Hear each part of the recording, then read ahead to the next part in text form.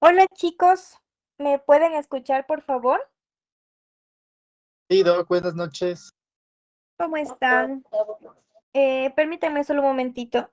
Solo está por confirmar ellos la cita de el sábado, o sea, más bien dicho, está por confirmar la cita del Instagram. ¿Le puedes por favor escribir porque ya voy a empezar clases? A ver chicos, muy buenas noches. Vamos a iniciar ahora sí. Veo que se han demorado bastante en conectarse, por eso también no iniciaba.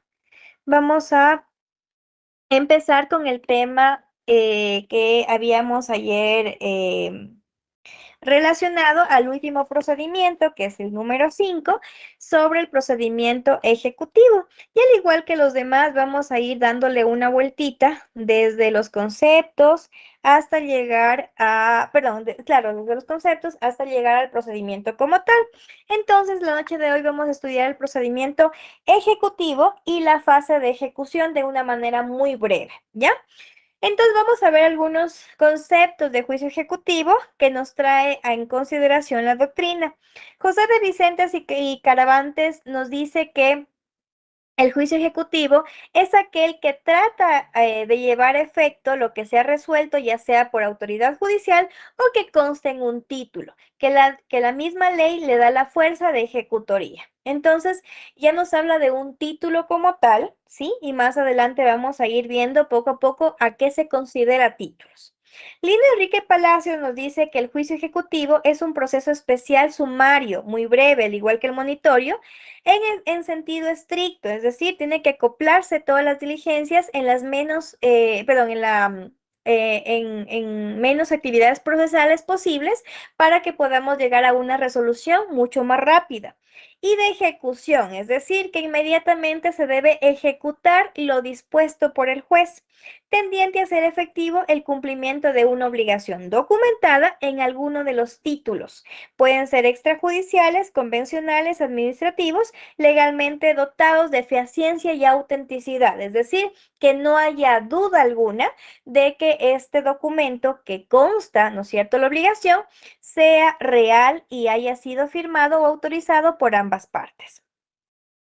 Para Mario Casirino, nos dice que el juicio ejecutivo es un procedimiento contencioso de aplicación general o especial según el caso, y de tramitación extraordinaria por cuyo medio se persigue el cumplimiento forzado de una obligación.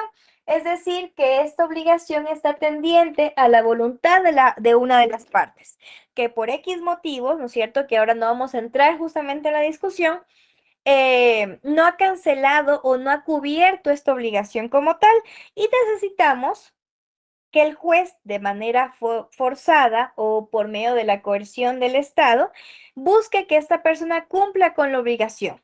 Volvemos a repetir en el mismo concepto que esta obligación conste en un título fehaciente e indubitado, es decir, que no cabe duda de que sea un documento auténtico. ¿Qué es lo que hemos visto durante estos tres conceptos? Nos dice que básicamente es la forma en la que reclamamos una obligación que consta en un título y que este título debe ser fehaciente e indubitado, ¿no es cierto? El juicio ejecutivo, entonces, para ir alineando algunas características, podemos decir que es un juicio que se aplica de manera general o especial, dependiendo la naturaleza de la obligación que se busque ejecutar.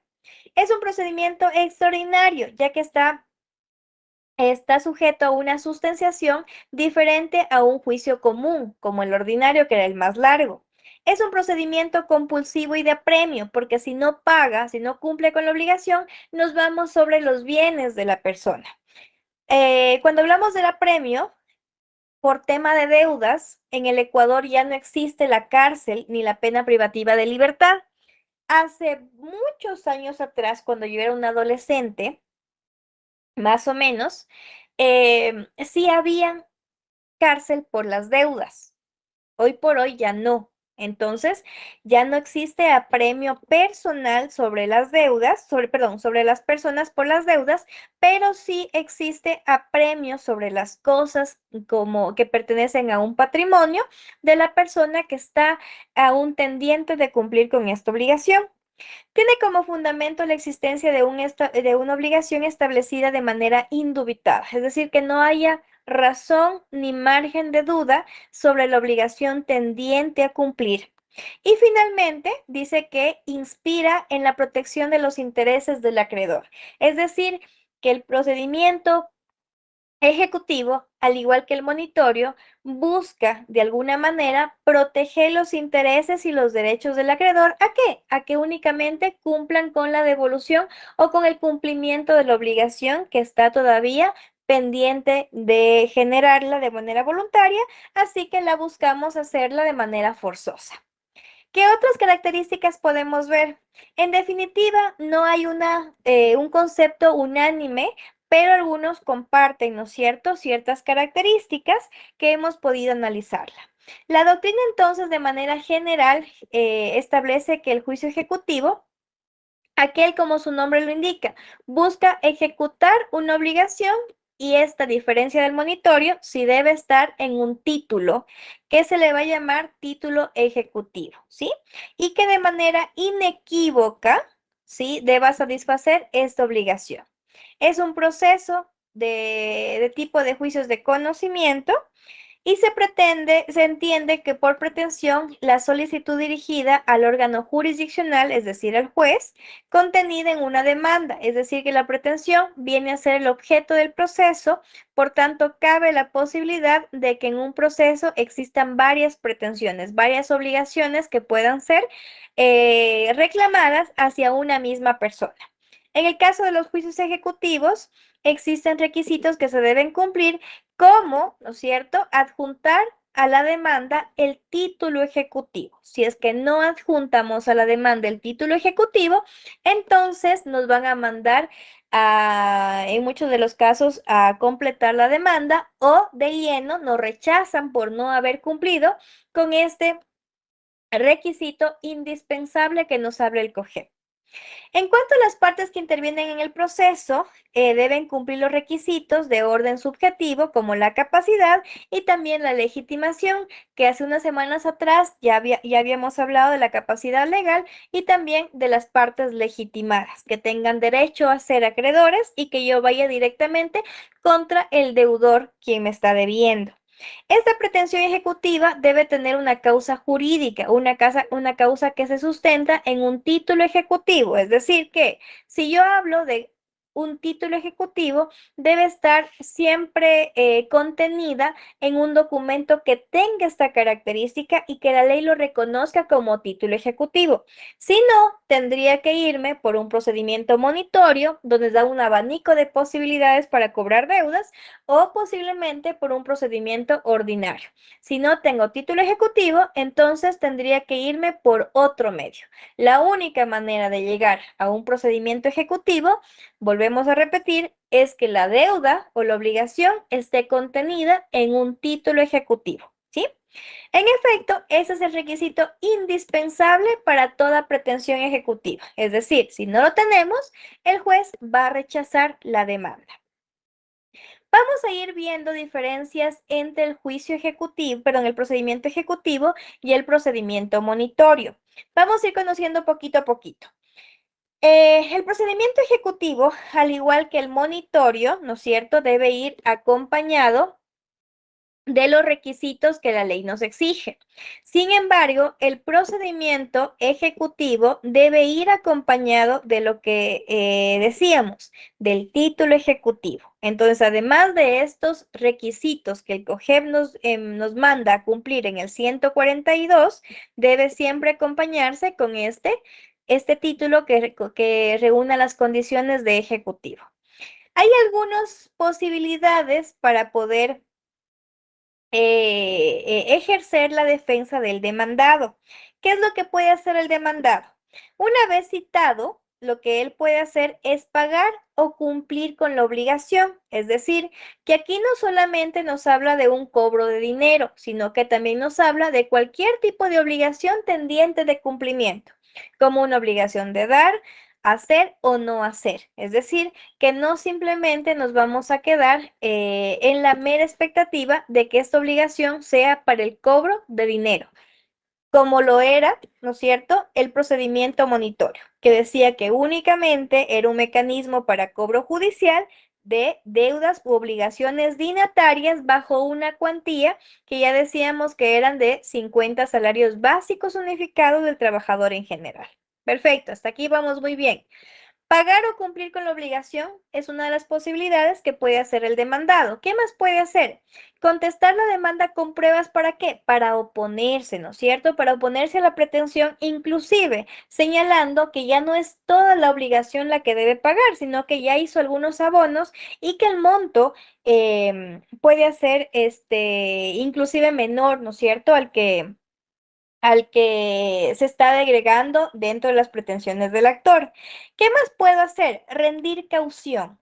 Cuando hablamos de caución, hablamos de una garantía y esta garantía, ¿no es cierto?, la vamos a ubicar o la vamos a pretender para que suspenda las providencias preventivas, es decir, así como ustedes hicieron ciertas diligencias para garantizar en el deber, hicieron ciertas diligencias para garantizar algún tipo de prueba, para garantizar el cumplimiento de una obligación, también el deudor puede, en este caso, generar esta garantía con el fin de que se levanten algunas providencias preventivas para que pueda quedar en libertad uno de sus bienes y él a su vez pueda maniobrar y con la venta de un bien a voluntad pueda cancelar la obligación que está pendiente de pago. Esta cuantía la puede rendir en cualquier momento hasta antes de la sentencia y esta cuantía va a ser obviamente proporcional a la deuda que estamos interviniendo o a la deuda que estamos tratando de cobrar. Jimmy. Doctora, buenas noches. Una pregunta. Respecto a lo que usted me está mencionando del secuestro de los bienes, ¿eso se propone en las diligencias previas en conjunto con la demanda? ¿Cuál me dice? El secuestro de los bienes, las que serían aquí las prohibiciones de enajenar. Sí, usted puede proponerla inclusive como una diligencia preparatoria o también las puede proponer dentro de la misma demanda, con la intencionalidad de que la persona sepa que con la demanda también se ha emitido una solicitud de prohibición para que pese sobre, como un gravamen sobre la propiedad. Entonces el Pero, juez hace que este gravamen se pese sobre la propiedad y con el embargo no citamos. Entonces o ya la sea, propiedad queda embargada antes de la citación. Entonces ya cuando nosotros nos citamos, ya sabemos que la propiedad está embargada. claro, claro. Ah, esa no me la sabía, que se podría solicitar como diligencia previa o como diligencia preparatoria para este procedimiento, eh, solicitar de una sola lo que es las prohibiciones de enajenar de los bienes de esta persona, bueno, del deudor, ¿no? Sí, porque efectivamente la manera en la que nosotros buscamos que se cobren los bienes, muchas veces decimos, chuta, esta persona no me va a pagar por voluntad propia, me voy contra los bienes. Entonces, es una forma de garantizar el cumplimiento de la obligación, ¿ya? Claro. Y hay muchas maneras de hacerlo. Lo más común es que lo hagan previo a la demanda, ¿sí? Entonces, ¿para qué? Para que obviamente el demandado no pueda vender, ¿no es cierto?, la propiedad o le pueda donar incluso la propiedad a otra persona. Y de esta manera no se excluyen los bienes al momento de poder hacer un remate forzoso. Doc, una preguntita más. ¿En qué artículo del COGEP está el procedimiento ejecutivo? Me parece que está en el 350, si mal no recuerdo, pero búsquelo por ahí. Creo que está en el 350 o en el 354. Por ahí está. Ya, Doc, muchas Lo gracias. tengo a la manito, justamente no tengo aquí mi libro del COGEP, pero por ahí está. En el 350 me parece que está. Listo, vamos a ir entonces. Teníamos la caución. Rendimos caución, que es un tipo de garantía con el fin de suspender las providencias preventivas y que lo podemos hacer como deudores en cualquier momento hasta antes de la sentencia, ¿no es cierto?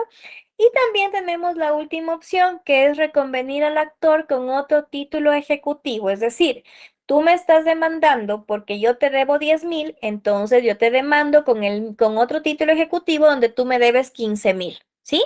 Hago una contrademanda. Entonces sí lo puedo hacer. Recuerden que en este procedimiento sí se puede hacer esta reconvención connexa dentro de la misma demanda. Sí puedo contrademandar al actor siempre y cuando yo tenga otro título ejecutivo donde él, en cambio, sea el deudor y yo como deudor y como demandado sea el acreedor. ¿Ya? Los papeles se cambian. Decíamos entonces que este procedimiento ejecutivo protege los preceptos jurídicos que deben ser aplicados no solo en todo tema ejecutivo, sino en un procedimiento general, como el debido proceso, el derecho a la defensa y el cumplimiento de términos que señala la normativa. Debiendo indicar que para la aplicación de este tipo de excepciones, cuando hablamos de las excepciones en un procedimiento ejecutivo, no son las mismas del 153, no, del 143, sino que las excepciones que yo como deudor voy a plantear en la contestación cuando me opongo cambian. ¿Y cuáles tengo que analizar o cuáles tengo que buscar? Son las del 353 del COGEP, ¿sí? Para poder ejercer mi derecho a la defensa. Entonces, ¿con qué excepciones yo voy a contestar la demanda en un procedimiento ejecutivo? No con las del 153, sino con las del 353 del COGEP. ¿Qué me dice? Que yo puedo, como método de defensa, decir que el título no es ejecutivo, ¿no es cierto? Que puede ser otro documento, pero que no tiene la característica de ejecutivo. Entonces, que la ley no lo reconoce como tal y por tanto no es el procedimiento idóneo para el cobro de esta obligación. ¿Qué más puedo decir?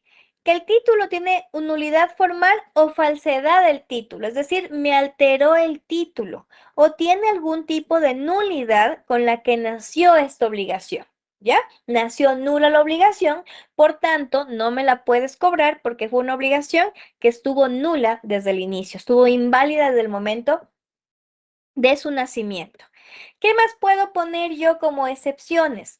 Que existe la extinción total, es decir, que ya pagué la deuda, que no adeudo absolutamente nada, o también que existe una extinción parcial de la obligación exigida. ¿No es cierto lo que les decía anoche? Yo puedo decir, señor juez, perdón, el señor juez, en el contenido de la demanda se puede observar que adjunto como prueba a mi favor el comprobante en el cual ya está extinta la obligación. Entonces, miren, ya extinguimos la obligación y vamos contra las pretensiones del actor. O también puedo decir que en varios días durante el mes yo he ido haciendo pagos parciales y ya lo que debo no son 10,000, sino son 3,000, con la extinción parcial de la obligación, que ya hay una pagos que deben verificarse para que no se me cobre, ¿no es cierto?, la pretensión que que el actor quiere hacerla. Y finalmente, que exista un autollamamiento a juicio por delito de usura, lo que conocemos como el chulco, ¿no es cierto?, los chulqueros. Entonces, que en el ámbito penal exista un llamamiento a juicio por delito de usura, ¿de quién? Del actor que está proponiendo esta demanda. ¿Ya? O enriquecimiento ilícito privado no justificado, ¿sí? Estas cuatro numerales son los que me permiten a mí generar mi derecho a la defensa, pero ahora sí, independiente de todo trámite general. Por eso es que decimos que el procedimiento ejecutivo es un trámite muy especial y aquí lo ustedes ven, siguen unas reglas muy diferentes al procedimiento ordinario. Jimmy.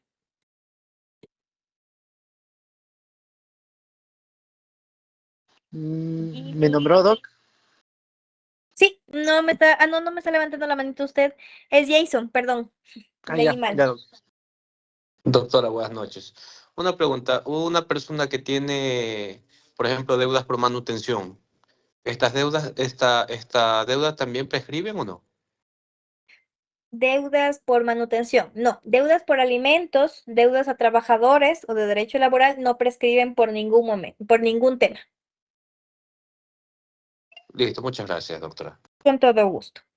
Bien, vamos a Doc, pero continuar. Dígame. Doc, las deudas a los trabajadores, en tal caso que sean por, o sea, en derecho laboral, ¿no? Ajá. No prescriben, pero creo que cambia el proceso en la que se las puede reclamar. Sabía que hasta 3 años uno puede reclamar en el Ministerio de Trabajo y pasados los 3 años va por juicio ordinario. Puede que se cambie el proceso como tal, pero la deuda es imprescriptible. Si usted me debe y el procedimiento lo puede seguir en cualquier momento. Usted después de 6 años puede demandarlo aún a su ex empleador. O sea, no hay un tiempo ni un límite que la norma me diga, bueno, si me fui sin indemnización, yo tengo un año para demandar. No, entonces yo puedo demandar en cualquier momento a mi empleador, ¿sí?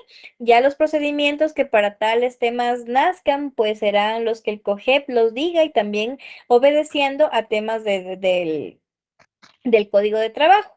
Pero ustedes vieron que, por ejemplo, para trabajadores, para sindicatos, perdón, trabajadores sindicales que aún se encuentran trabajando, uno de los procedimientos más rápido era el procedimiento sumario, ¿sí? Ahora, para ex trabajadores, tendríamos que buscar un procedimiento adecuado según la norma para ver por qué tipo de procedimiento podemos reclamar ahora sí el tema de indemnizaciones o despidos intempestivos o qué sé yo. Pero los derechos Pero es del más trabajador son complicado. irrenunciables e imprescriptibles. Sí, pero es más complicado reclamarlos. Es como el procedimiento monitorio. Al momento que se deja pasar los 5 años, yo me tengo que ir por procedimiento ordinario en el que me es más complicado presentar, ¿no? Las pruebas, o sea, me exigen más comprobantes, más pruebas para yo corroborar lo que es mi relación de dependencia. En este caso sería laboral. Exacto, sí. Yo de derecho laboral sé muy poco, chicos, y les voy a ser muy honesta, ¿por qué? Porque ese es dentro del derecho no penal, es una rama que implica rubros, implica cálculos, e implica menos tiempos. Entonces, de derecho laboral, les soy muy honesta, no sé mucho, no sé mucho, pero dentro de mis conocimientos, yo les puedo contestar que sí, que efectivamente existen, y como dice Jimmy, existen diferentes procesos dependiendo del tiempo en el que nos encontramos y obviamente se va a hacer mucho más difícil, pero al igual también la norma nos da este plus que dice que en estos temas, cuando existen incluso despidos intempestivos, la carga de la prueba le corresponde al empleador y esta carga de la prueba se reversa, ¿sí? Se revierte. ¿Por qué? Porque el empleador tiene todo bajo la manga, él tiene toda la información para que pueda justificar el despido intempestivo. Entonces aquí la carga de la prueba se revierte. Pero sí, efectivamente, existen varios procedimientos de acuerdo a cómo haya sido el tema de desvinculación del trabajador y entre más dejemos pasar el tiempo, pues más complicado se va a hacer el hecho de poder demostrar, inclusive en algunos casos, la misma relación laboral. ¿Sí? Porque eso es lo primero que debemos demostrar, que ya hemos tenido una relación patrón-empleado.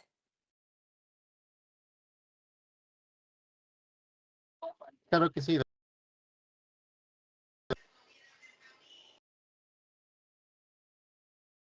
Listo, chicos, vamos a ir continuando. Entonces tenemos estas cuatro excepciones para poder interponer nuestro derecho a la defensa por medio de la contestación.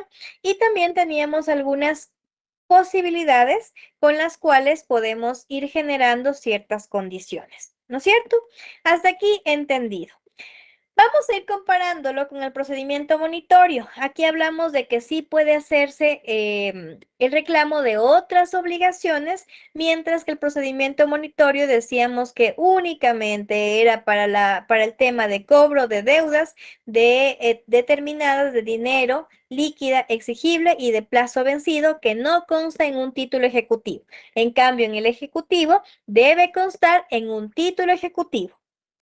¿Cuáles son ahora sí, los títulos que la ley les da esta potestad o esta facultad de ser títulos ejecutivos.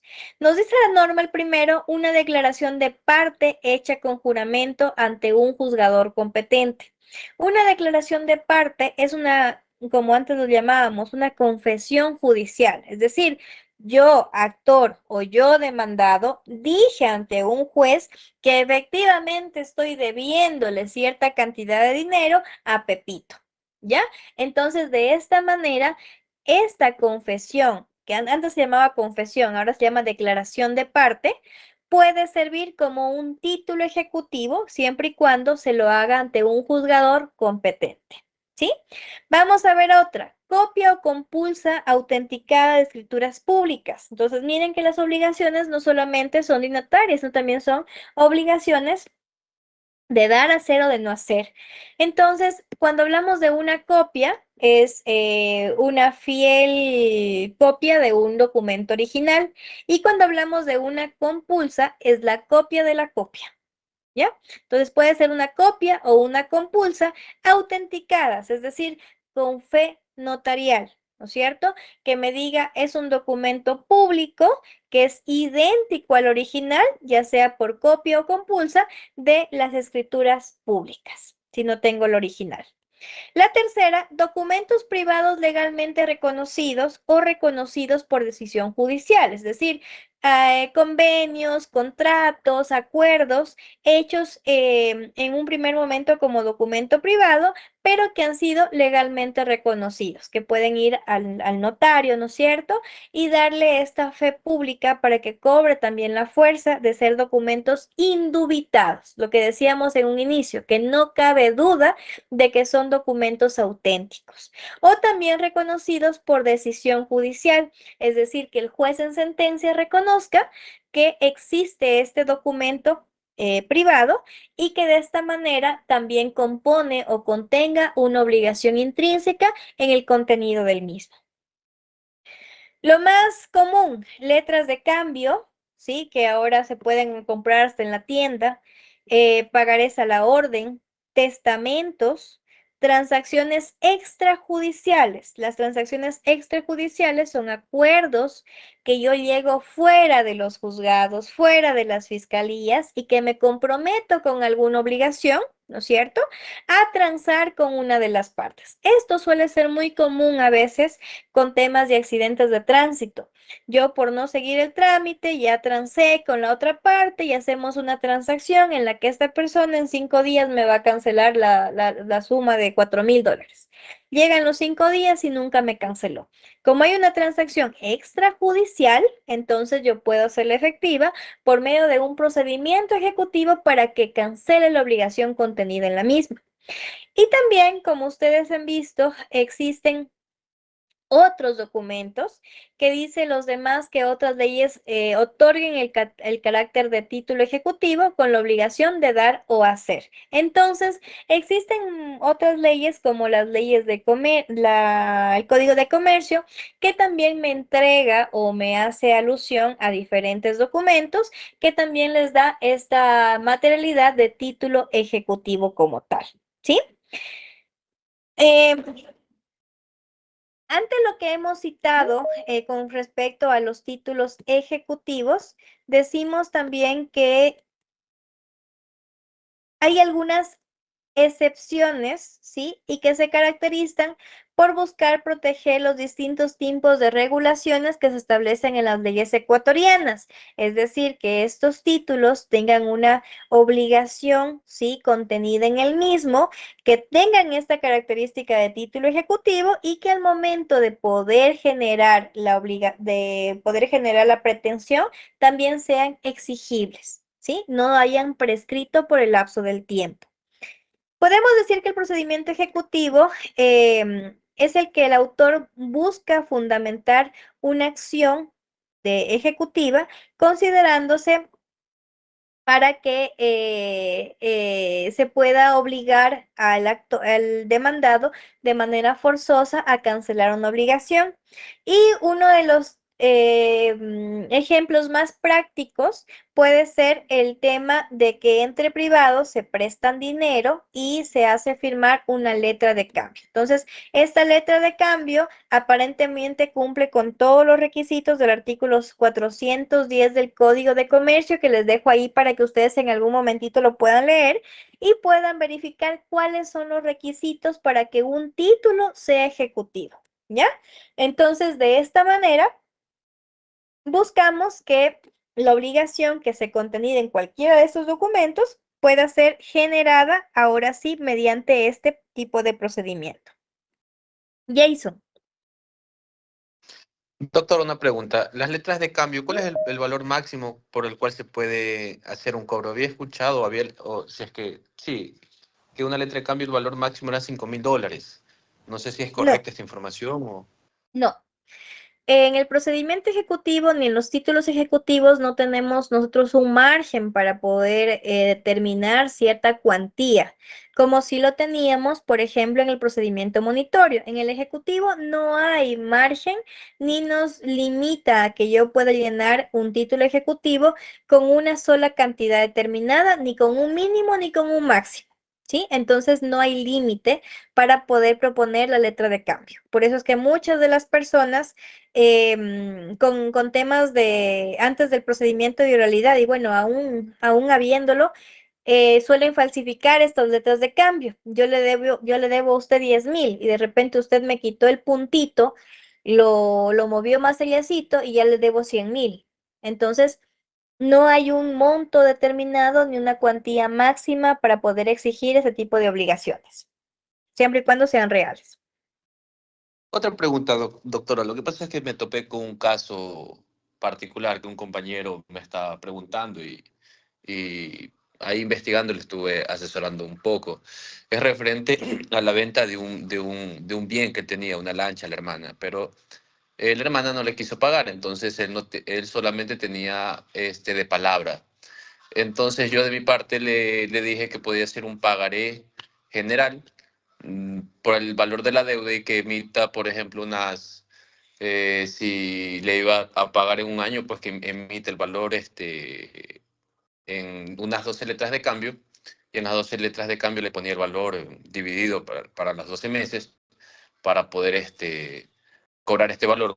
Cosa que también incluso le hice poner en el pagaré que si se atrasaba en cualquier letra se le sumaba un 10%. Y también estuve leyendo antes de hacer esta sugerencia de que el documento, el pagaré, tiene validez, pero si quiere mayor formalidad, puede hacerlo notarial. No sé si estuve correcto. Sí, no hay problema de que lo hagamos notariar, porque lo que necesitamos es que la obligación contenga los requisitos, como dice el artículo 348 del COGEP, que me dice que la obligación sea clara, pura, determinada y exigible. ¿Ya? Clara, pura, determinada y exigible. Eso es la que tiene que tener la obligación. Entonces no me dice que el título tenga que ser certificado, que el título tenga que ser notariado, no me dice absolutamente nada de aquello, solo que contenga una obligación clara, pura, determinada y exigible. Nada más. Que yo le pueda dar más formalismo, pueda irme a la notaría y pueda pueda sacar algún tipo qué sé yo, de declaración juramentada, de copias certificadas, ¿no es cierto? Esto no es necesario, no es necesario para yo poder plantear un procedimiento como tal, porque al final es un acto entre privados. Sí, es un acto entre privados, entonces no es necesario que lo hagamos certificar por un notario, ni mucho menos. Ahora, si queremos hacerlo para mayor seguridad, lo podemos hacer. Aún estando certificada por el notario, si es que no contiene una obligación con estas características, pues lamentablemente así certificada, no se podrá exigir el pago de la obligación. ¿Ya? No se podrá exigir el pago de la obligación. ¿Por qué? Porque va a perder la calidad de título ejecutivo. Entonces, si ya pierde la calidad de título ejecutivo, tendré que buscar otros procedimientos, como decíamos la noche de ayer, para poder reclamar esta obligación. Puedo irme por el monitorio, que me da un abanico de posibilidades, o puedo irme por el ordinario, por el más largo, y ahora sí, aprobar que esta deuda existe en primer lugar. Entonces, esto es lo que revisan los jueces al momento de la contienda. Y obviamente es lo que nosotros como abogados de la parte demandada tratamos de desvirtuar, ¿no es cierto? De que el documento no es un título ejecutivo que carece de alguna característica para que sea ejecutivo y tratamos de desvirtuar para que se vaya por el trámite más largo o para que de alguna manera pierda tiempo y vuelva a comenzar. ¿Ya? Pero son formas en las que debemos darnos cuenta de que si mi documento, por más que esté notarizado, por más que yo haya generado algún tipo de solemnidad sobre él, no tiene estas características, pues lamentablemente perderá la noción de título ejecutivo y solamente será un documento más. ¿Sí? Entonces tendré que irme por otro tipo de procedimiento como tal. Y cuando hablamos de los intereses, dicen que sí podemos pactar ciertos intereses siempre y cuando estén dentro de las tasas, ¿sí? Consideradas para poder hacer estos negocios jurídicos como tal, porque si no, se consideraría chulco, ¿no es cierto? Enriquecimiento ilícito. Entonces tengo que tener mucho cuidado con el interés que estoy proponiendo dentro de este cobro de deudas. Dígame, Jimmy. Doc, quería hacer aquí una apreciación respecto a los títulos ejecutivos como letras de cambio, pagarés a la orden. Eh, uno de los que yo en mi conocimiento, ¿no? Usted me corrige, son más fáciles de ejecutar. ¿Cómo se llaman? Las actas transaccionales. Ujú. No sé si me puede corroborar ahí con la información. Y otra más, bueno, al finalizar la clase sería muy bueno, que nos dé un ejemplo de cómo llenar correctamente una letra de cambio o para evitar, ¿no? Estas excepciones previas que los abogados a veces nos van a hacer en el ejercicio, ¿no? De todas estas actividades. Entonces, eso, Doc, por favor. Con todo gusto. Si nos dan tiempito, vemos, si no, yo les dejo aunque sea un videíto para que ustedes puedan revisar en el transcurso de la semana, ¿ya? Sí, efectivamente, las actas transaccionales no son títulos, a ver, lo que estamos hablando son transacciones extrajudiciales, es decir, lo hice independientemente, ¿no es cierto? Em, entre personas particulares para poder saldar o salvaguardar un acuerdo con el que me garantiza el cobro de tal deuda o de tal obligación, ¿ya? Tendría que decirle que si es que de alguna manera es uno de los más fáciles de cobrar, podría decirle que sí, porque a la final yo firmé este documento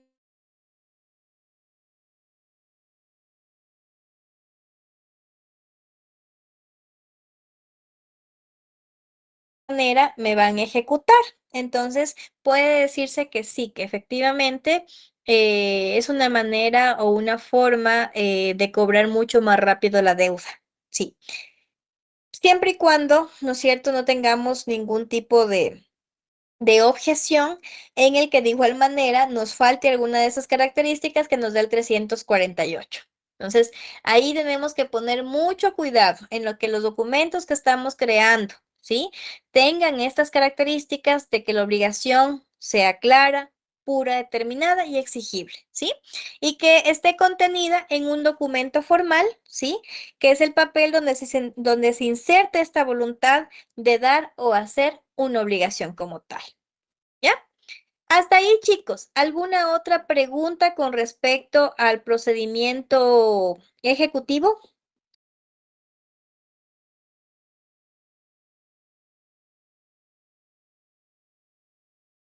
Por el momento de mi parte no, doctora. Muy bien. Entonces vamos a ir avanzando. Para tomar en cuenta, vamos a ir viendo ya un poco más de procedimiento como tal. Decíamos que el actor va a presentar la demanda escrita con el título ejecutivo de acuerdo al artículo 349. La omisión de este título ejecutivo es insubsanable, es decir, no podemos volver a presentarlo a posterior, no hay manera de poder corregir la falta de este título ejecutivo. Si no se acompaña, el juez de manera inmediata inadmite la demanda y le dice, ha perdido la opción de que le califique la demanda porque usted no ha adjuntado un requisito que la ley impone. No es facultativo, sino es impositivo. Entonces tiene que sí o sí estar adjunto el título ejecutivo como tal. ¿Ya? El juzgador controla los requisitos de procedibilidad que están en el artículo 349, es decir, que revise que esté cumpliendo con todos los requisitos del 142 como requisitos de la demanda y que además adjunte el título ejecutivo.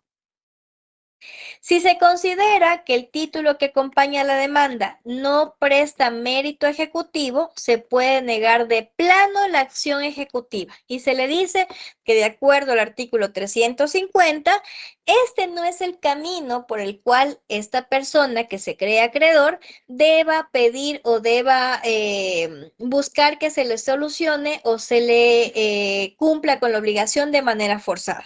Y lo manda a buscar el procedimiento que a bien corresponda porque se entiende que no es un título ejecutivo el que acompaña la demanda. Para que el título proceda, ya habíamos visto un poquito antes que el título debe contener una obligación de dar o hacer que sea clara, pura, determinada y actualmente exigible, es decir, que no haya prescrito la deuda. ¿Sí?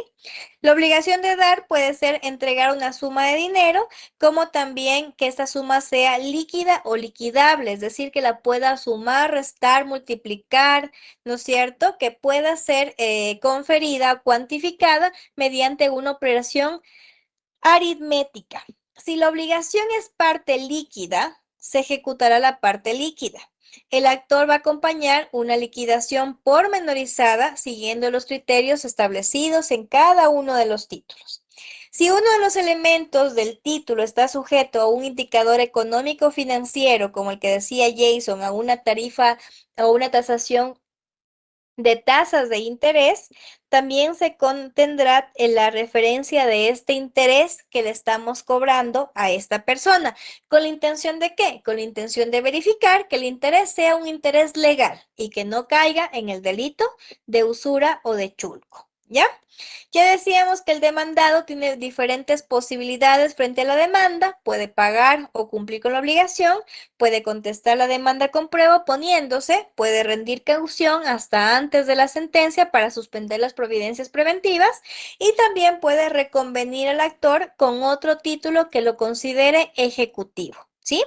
Y que también dentro de su contestación va a interponer unas excepciones únicas para oponerse, que son que el título no sea ejecutivo, que el título haya nacido con una nulidad formal o hayan falsificado el título, que exista una extinción total o parcial de la obligación exigida, que exista un autollamamiento a juicio por parte del que hoy es acreedor o actor por el delito de usura o enriquecimiento ilícito. Y aquí va un poquito más de información en la que la parte demandada del procedimiento ejecutivo figure como acusador particular o denunciante en el proceso penal. Entonces, miren, que yo como demandado ya lo haya denunciado, ¿por qué? Por usura. Y aún así él me demandó para cobrarme este dinero que en algún momento me prestó, pero que calificaba como un delito de usura, como lo que comúnmente lo conocemos, el chulco, los chulqueros, ¿sí? Y el actor de ese procedimiento, entonces, sea el que pretende el procedimiento ejecutivo como tal. En caso de que el llamamiento a juicio sea posterior a la contestación a la demanda, el demandado podrá adjuntarlo al proceso y va a solicitar o puede solicitar la suspensión del mismo hasta que esta figura, hasta que este delito se pueda configurar o en tal caso llegue a una sentencia. ¿Ya? Con la intención de que ahora sí, con la sentencia, yo pueda desvirtuar el procedimiento ejecutivo que está seguido en mi contra. ¿Sí?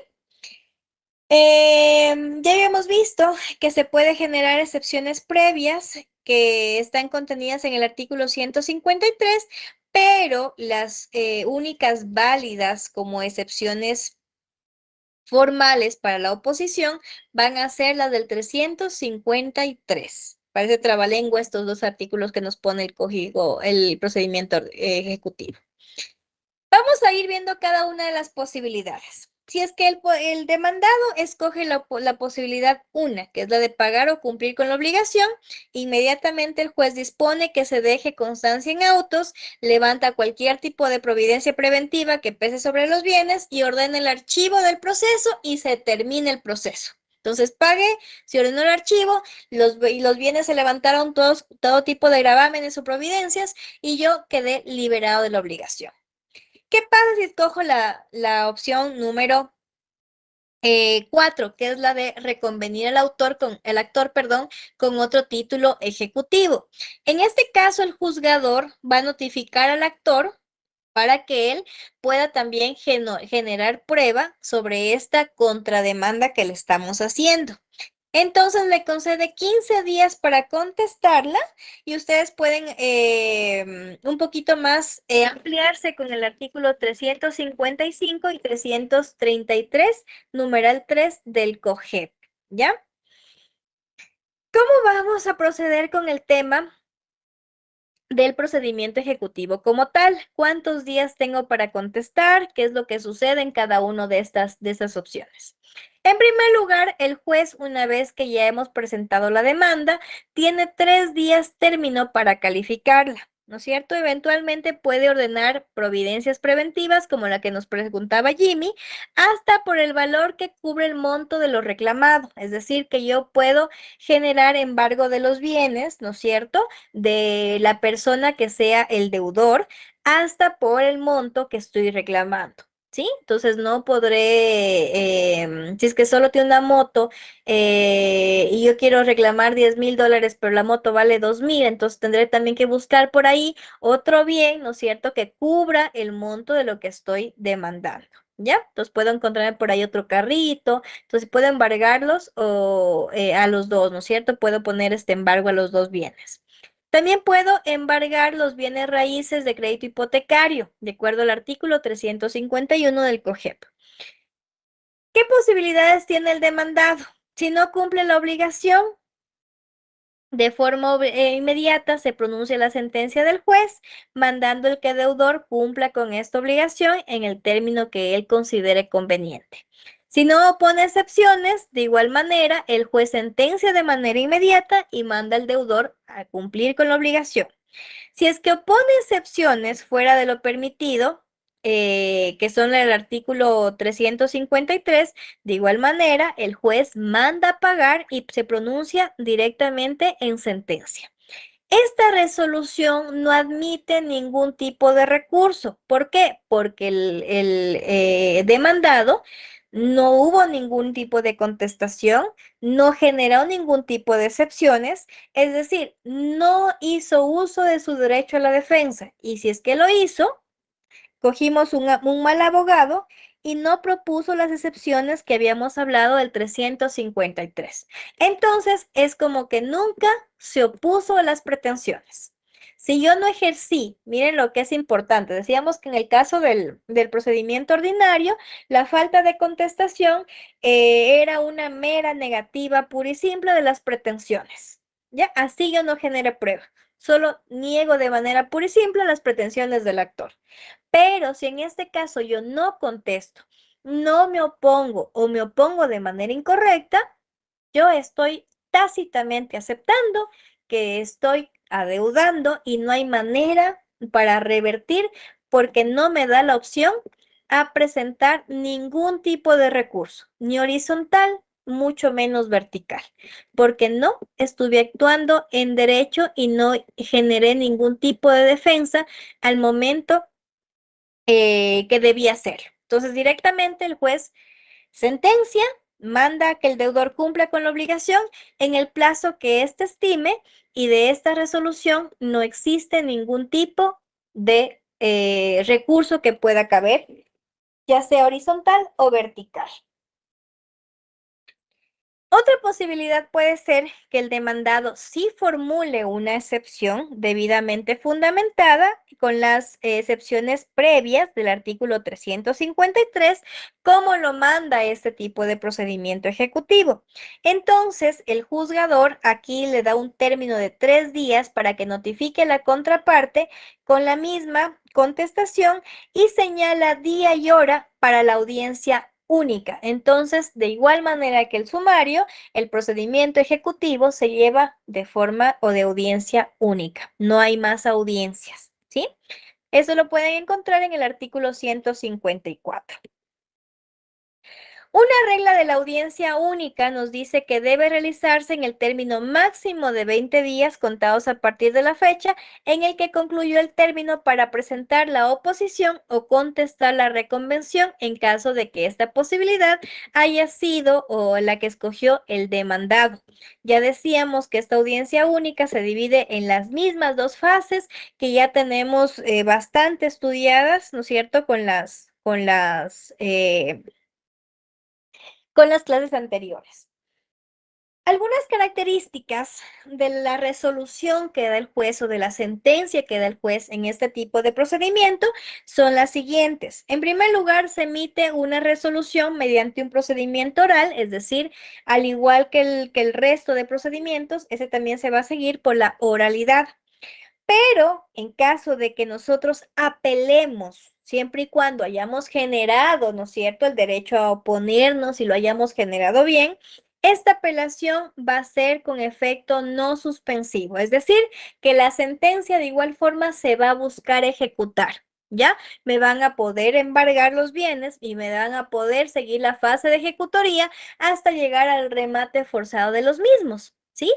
Inclusive, aún así estemos en espera de que el juez de alzada o de peleación no se haya pronunciado sobre este recurso que hemos interpuesto. Entonces, tiene esta característica de que habiendo apelación, de igual manera, se genera en efecto no suspensivo, es decir, que la sentencia continúa su trazo hasta el momento de ejecutarse. ¿Ya? Para la suspensión de la ejecución de la sentencia, el deudor puede consignar una caución, que es una garantía, al valor de la obligación, ¿sí? Para la caución se estará lo dispuesto del artículo 154, numeral 3 del COGEP, que ustedes le pueden dar lectura, y no se admite recurso de casación para este tipo de procedimientos. Entonces, tampoco podemos generar recurso de casación, al igual que tampoco lo podíamos hacer dentro del procedimiento monitorio. ¿Sí? Aquí tenemos, si ustedes gustan, tómenle una capturita para que nunca se vayan a olvidar cuáles son los títulos ejecutivos que los reconocemos como tal y los vamos a poder insertar en algún tipo de demanda para la reclamación de una obligación tendiente de dar o hacer, ¿no es cierto?, en el contexto de una relación jurídica entre el acreedor y un deudor. ¿Preguntas, chicos?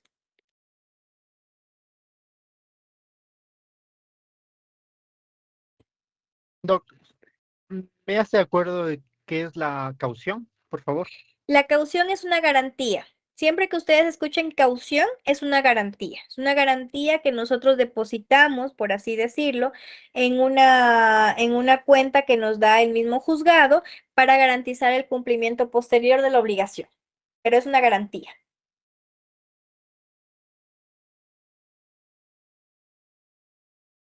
Ya, Doc, muchas gracias. Con gusto.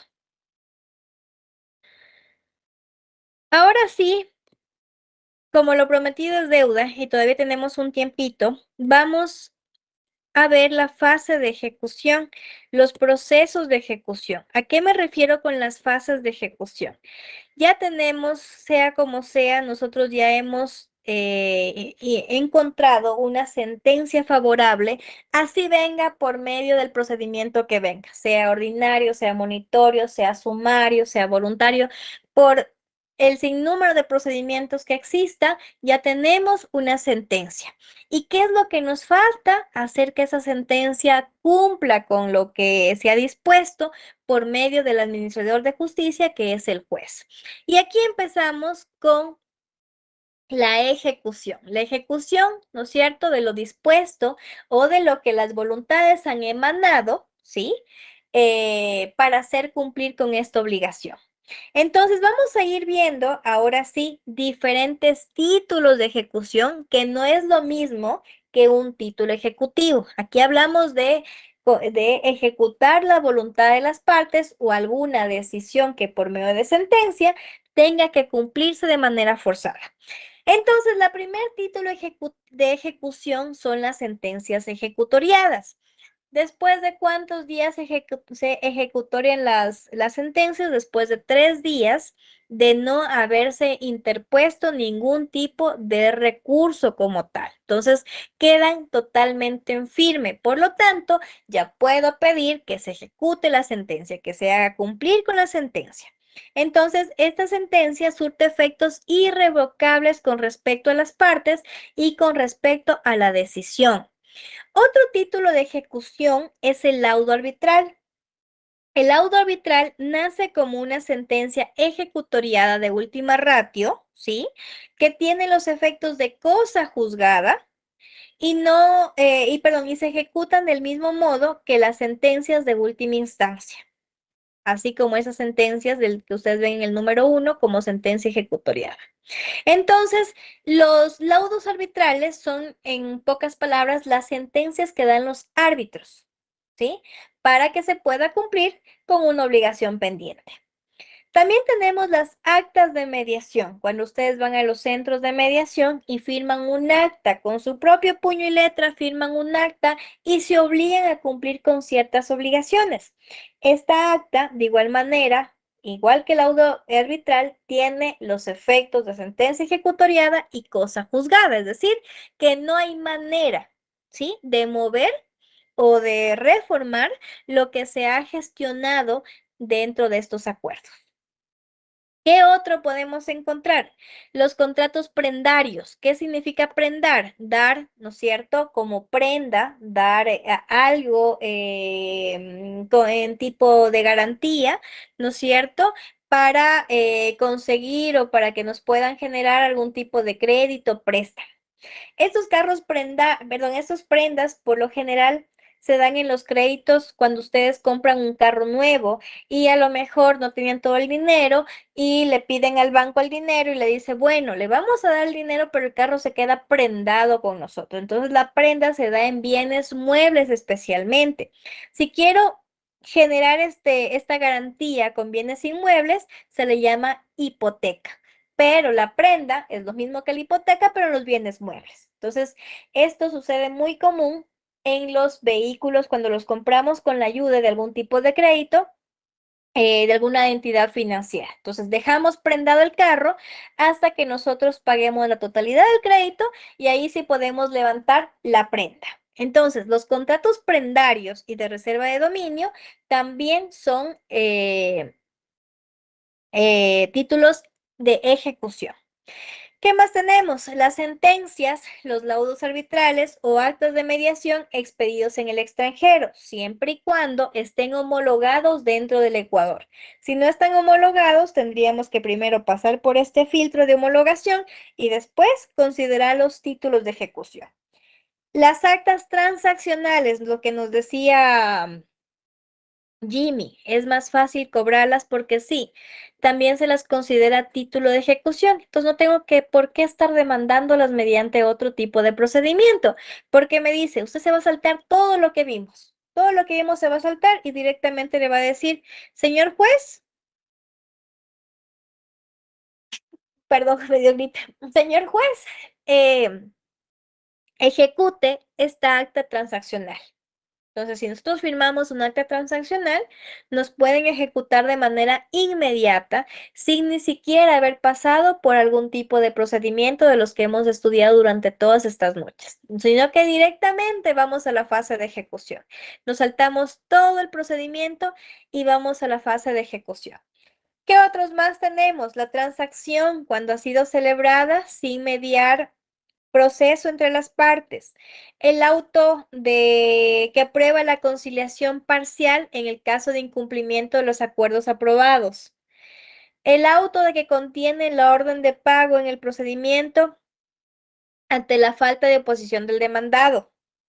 La hipoteca y también los demás establecidos en las leyes comunes.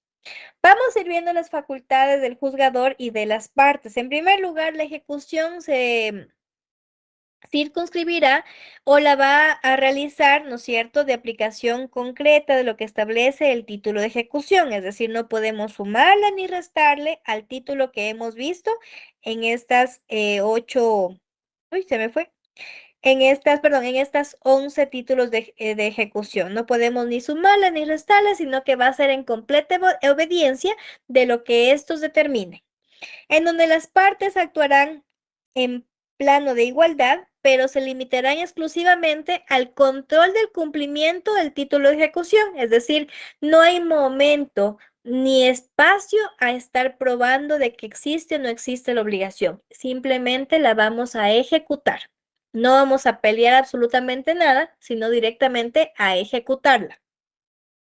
El juzgador tendrá la facultad de acceder de oficio o a petición de parte a los registros públicos de los datos del ejecutado para recabar información relacionada conforme a sus bienes y de esta manera hacer cumplir estos títulos de ejecución. El mismo que brindará al ejecutante todo el apoyo y facilidades para la realización de estos actos necesarios para la ejecución.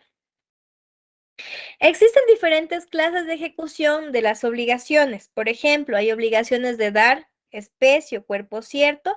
El deudor debe entregar en el término de 5 días. Cuando hay obligaciones de dar dinero o bienes de género, el juzgador va a dictar un mandamiento de ejecución, ordenando al demandado consigne la cantidad de bienes genéricos, ¿no es cierto?, al actor o acreedor. Cuando hay obligaciones de hacer, el juzgador señalará el término en el cual el deudor deberá hacerlo, como por ejemplo lo que les ponía a consideración, el hecho de que yo le mandé a Jimmy, que es un pintor muy reconocido, a que me haga un retrato mío y Jimmy hasta el momento no ha cumplido. O si cumplió, le mandó a Pepito a hacerlo, pero yo no quería de Pepito el retrato, sino de Jimmy. ¿Por qué? Porque Jimmy me está cobrando $10,000 por el retrato, porque obviamente las obras de él cuestan un valor superior por el hecho de que tiene mucha trayectoria, qué sé yo, pero yo quiero que Jimmy me haga un retrato. Si es que le manda a hacer a Pepito, esta obligación de hacer, al ser personalísima, no está cumplida como tal. Entonces el juez manda a que el deudor, perdón, sí, al que el deudor genere o haga esta obligación. Y le dice, bajo la prevención de que si no acata la orden, si no cumple con la realización del deber mandado, la obligación entonces se va a cumplir por medio de un tercero designado por el acreedor. ¿Sí? Entonces le dice, si usted no hace, le vamos a obligar que otra persona lo haga por usted. ¿Ya? ¿Qué más nos dice el procedimiento de ejecución? Tiene algunas fases, al igual que el resto que hemos visto, y empieza, ¿no es cierto? Si se trata de la ejecución de un título que no sea sentencia o auto, perdón, ejecutoriado, se deberá presentar una solicitud que además de los requisitos que contenga la demanda, tenga la identificación del título de ejecución que sirve para habilitante para presentar esta solicitud. ¿Sí? Entonces tengo que adjuntar uno de los 11 que vimos. Admitida la solicitud o directamente si se trata de la ejecución de una sentencia ejecutoriada, el juzgador designará un perito para que haga la liquidación del capital más intereses y de las costas en el término concedido para el efecto. Previamente, el actor tendrá el término de 5 días para presentar comprobantes de los gastos que respalden, ¿no es cierto?, cada uno de ellos, y ahora sí puede hacer más fehaciente el tema de la liquidación para ver cuánto hemos gastado, qué es lo que hemos gastado, si es que mandó a pagar cosas procesales el juez, y de esta manera saber cuánto es lo que debe pagar finalmente el deudor. En el procesos laborales, los juzgadores y tribunales de instancia, cuando condenen a una de las partes al pago de indemnización o obligaciones no satisfechas, están obligados a determinar en el fallo la cantidad que se debe pagar, es decir, que el juez es quien determina al final de estas contiendas laborales cuánto es lo que se debe pagar. Por más que yo como abogada pide $10,000 y la otra persona diga que no, que lo que me debe son 8,900, el juez es quien debe hacer los cálculos y es el que debe generar esta cifra inequívoca que se convertirá en la cantidad que se debe mandar a pagar. ¿Ya? Recibida la liquidación, el juzgador expedirá el mandamiento de ejecución. Con este mandamiento, ¿qué es lo que contiene en el mismo? En primer lugar, la identificación precisa del ejecutado, es decir, aquí ya no es demandado, sino ya es ejecutado porque existe de por medio un documento de voluntades o una sentencia del juzgador. ¿Quién es el que debe cumplir con la obligación? También debe determinar la obligación cuyo cumplimiento se pretende, es decir, qué es lo que yo voy a forzar, ¿no es cierto?, a que se cumpla por medio de este mandato, adjuntando la copia de la liquidación que vimos hace un momento en caso de ser necesaria. La orden al ejecutado de pagar o cumplir con la obligación en el término de 5 días. Bajo prevención de que no hacerlo, vamos por la vía forzosa. Cuando se trate de títulos de ejecución que no sean sentencia ejecutoriada, ¿no es cierto? La notificación del mandato de la ejecución o al ejecutado se va a efectuar mediante persona o mediante boleta, ¿no es cierto? Igual que la citación, tiene que cumplirse con 3 de ellas. De cumplirse con la obligación, se da por declarada extinguida la obligación y se manda a archivar el proceso como tal, y de esta forma ya hemos resuelto la obligación pendiente. Se podrá presentar fórmula de pago, propuestas de pago de una de las partes o del ejecutado, la misma que no va a suspender la ejecución y deberá incluir también una garantía que asegure el cumplimiento de la misma, salvo que el ejecutante, es decir, que quien es el acreedor de esta obligación, no la requiera. ¿Sí? Pero sin embargo, sí la vamos a solicitar. Podrá también proponerse como fórmula de pago la dación de cualquier bien aceptado por el ejecutante. ¿Qué es la dación de pago? La dación es que yo puedo cumplir con la obligación entregando algo diferente. Por ejemplo, yo tenía que entregar $30,000 en efectivo, pero yo digo, no los tengo, pero te voy a dar una Fortuner del año 2018. ¿Ya? Si es que el ejecutante, que en un momento fue actor y que ahora está solo ya ejecutando su sentencia, accede, se puede entregar entonces este carro como parte de cumplimiento de la obligación y de igual manera se archiva el proceso. Pero esta únicamente si es que el ejecutante lo quiere aceptar. Si no, entonces tendrán que buscar otra forma de arreglo. Aceptada la formulación de pago, siempre que el ejecutante y los terceristas no se opongan, el juzgador levantará el embargo que pese sobre los bienes del ejecutado o en su defecto dispondrá medidas sobre algunos bienes que aseguren el cumplimiento de dicha fórmula de pago. Es decir, que yo sí puedo decir, mira, por favor, ayúdame levantando el embargo de la casa de Sauces Norte porque yo la voy a vender. Estoy ya para un negocio y más bien ponme el gravamen en esta casa del centro de Guayaquil donde es suficiente o tiene un avalúo suficiente para poder cumplir con la obligación. Entonces, se puede cambiar en este caso de embargos con la finalidad de poder generar o cumplir con la obligación pendiente, siempre y cuando el bien al que estamos dándole este nuevo gravamen sea suficiente para poder cubrir con la obligación, ¿ya? Si es que de manera voluntaria, de igual manera no lo quiere hacer. Si la fórmula propuesta es aceptada parcialmente, el juzgador continuará con la audiencia única de ejecución con respecto a la parte que todavía no ha sido acordada, siempre y cuando haya un acuerdo parcial, muy parecido a la conciliación parcial que habíamos estudiado en un primer momento. El ejecutante estará obligado a entregar al ejecutado las constancias escritas de los pagos efectuados, es decir, que yo debo de guardar los comprobantes de pago en caso de que los haya estado haciendo y no tendrá que o no estará obligado el ejecutante de mostrar los pagos que se le han hecho, sino que yo debo resguardar bastante bien estos pagos para poder demostrar y generar esta constancia de los mismos realizados. En el caso de que el ejecutado incumpla con la fórmula de pago, se procederá a la ejecución de las garantías o al embargo de los bienes que se hayan entregado en garantía real y de manera inmediata se realizará el avalúo para iniciar con el remate forzoso.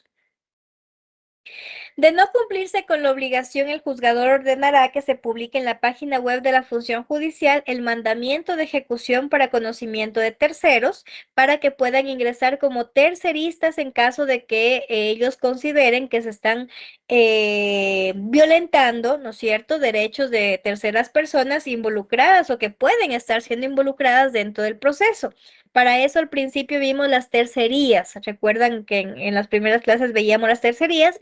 Es para aquello, para que esos terceros interesados puedan ingresar al proceso y que de alguna manera también se pueda vigilar los intereses de estas personas, ¿sí? Entonces se publica en la página de la función judicial el mandamiento de ejecución para conocimiento de terceros, a fin de que todos aquellos que tengan interés en la ejecución concurran a la audiencia con todas las pruebas necesarias para hacer efectivos sus derechos. Se ordenará el embargo de los bienes de propiedad del ejecutado conforme con la documentación certificada proporcionada por el ejecutante o la obtenida por el juzgador de oficio, los que se entregarán al depositario conforme la ley. Practicado el embargo, el juzgador ordenará el avalúo de los bienes con la intervención de un pelito para saber más o menos cuánto es lo que cuestan los bienes que estamos próximos a rematar. El informe se presentará con los sustentos técnicos que confirmen o respalden el avalúo y la firma del depositario judicial a cargo de los bienes para señalar la conformidad del mismo. El juzgador notificará a las partes el informe pericial y será discutido en la audiencia de ejecución que se llevará a cabo en el término máximo de 15 días. A esta audiencia van a comparecer el perito a fin de que pueda sustentarlo. ¿Qué pasa en la audiencia de ejecución? En primer lugar, la audiencia seguirá en lo que sea pertinente a los mismos lineamientos de todas las audiencias que ya dijimos que deben ser en oralidad, no pueden suspenderse sin que se pueda volver a reinstalar la audiencia en el mismo día, qué sé yo, que tienen que las partes tener igualdad de condiciones, es decir, todos los lineamientos generales de las audiencias que ustedes ya han estudiado. En primer lugar, en esta audiencia se van a poder conocer y resolver sobre la oposición del ejecutado por haberse extinguido la obligación, por haberse hecho pagos parciales posteriores al título de ejecución y que estos pagos estén debidamente justificados. Entonces, al único que tiene esta carga probatoria de constatar que se han hecho pagos es el ejecutado. No le corresponde al ejecutante presentar o demostrar que se ha pagado la deuda, ya sea parcial o total de la misma. De ser procedente o aprobarse algún tipo de fórmula de pago, incluso cuando se impida o se implique la suspensión del procedimiento ejecutivo, también se podría llegar a un acuerdo para que las partes puedan formular estos métodos de pago alternativos, ¿no es cierto? Y en un acuerdo de voluntades, suspender la ejecución hasta que el ejecutante cumpla con su obligación, ¿sí? Conocer también si existen observaciones de las partes al informe pericial sobre el avalúo de los bienes y, de ser el caso, designar a otro perito cuando el avalúo esté mal hecho, ¿sí? En pocas palabras. Señalar de entre los bienes embargados los que deben ser de objeto de remate en base a su avalúo y el monto de la obligación.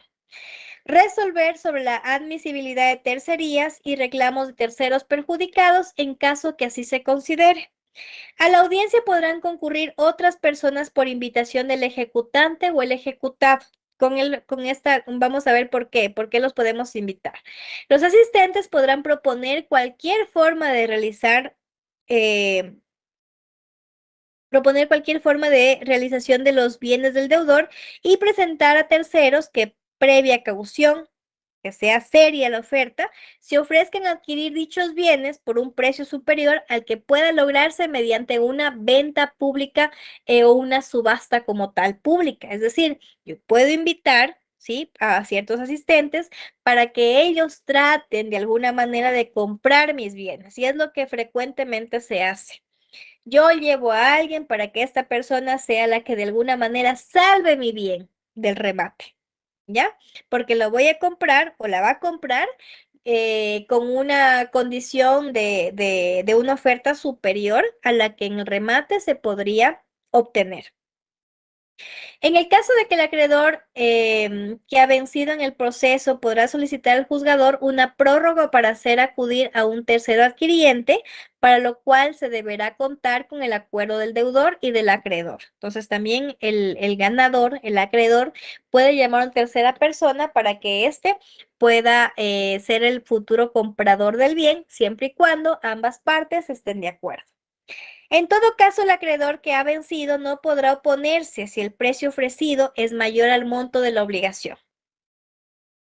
La audiencia terminará con el auto de que resuelve los asuntos planteados y que ordene lo que corresponda para la continuidad del proceso.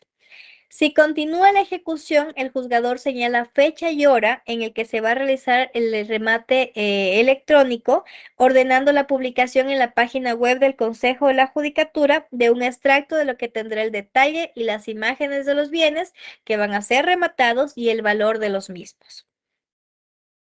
Cuando alguna de las partes no asista a la audiencia de ejecución, el juzgador señalará por una sola vez un nuevo día y hora para llevarla a cabo en un término máximo de 10 días. En la segunda convocatoria, en la audiencia de ejecución, se va a realizar con las partes que concurran. Es decir, que si una parte no concurra, de igual manera se realiza la audiencia de ejecución. Si no concurre ninguna de las partes al procedimiento, únicamente se va a continuar previa petición de las partes y ya no de oficio de juez, y esta parte debe justificar su inasistencia y que solicite nuevamente la realización de la audiencia de ejecución.